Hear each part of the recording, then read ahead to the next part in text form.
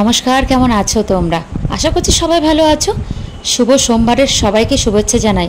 শ্রাবণ মাসের প্রথম সোমবার, আর সেটা আমি করব না সেটা তো হতে পারে না।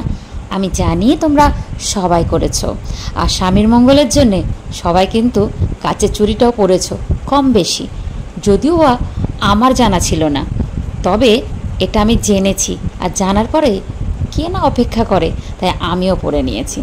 আর সকাল সকাল আজকে স্নান সেরে একদম মেয়েকে স্কুলে পাঠিয়ে ঠাকুর ঘরে চলে গেছি। পুরোটা দেখালাম না, শুধু নিবেদনটা দেখালাম।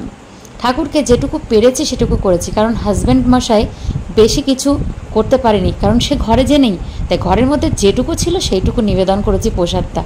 তো যাই হোক, পুজো করার পরে কি করি সোমবার, আর সোমবারে এই চতুর্পদের নিরামিষ খেতে না আর ভাল লাগছে না, তাই আজকে একটু স্পেশাল করব। আর তার জন্যে কি করব বলো তো? খিচুড়ি করব, কেন অনেক গোবিন্দভোগের চাল ঘরে স্টক হয়ে গেছে, তাই আজকে একটু ভাবছি খিচুড়ি করব। তো সেটাও তোমাদের সামনে একটু তুলে ধরবো, চলো। আর এইটা করার জন্যে অবশ্যই পুরোটা তো দেখাইনি, তাই ভাবলাম যে কি করছি, এটা তো তড়কা দিচ্ছি না, কি তাড়কা বলে।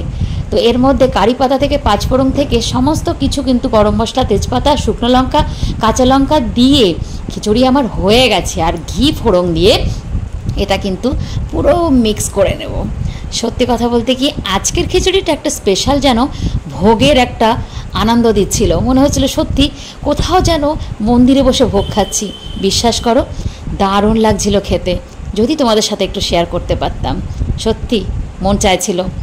ভালো কিছু রান্না হলে কে না চায়। তো চলো, আজকের দিনটা আমার তো এইভাবে কাটলো, তোমাদের কেমন কেটেছে জানিও কিন্তু।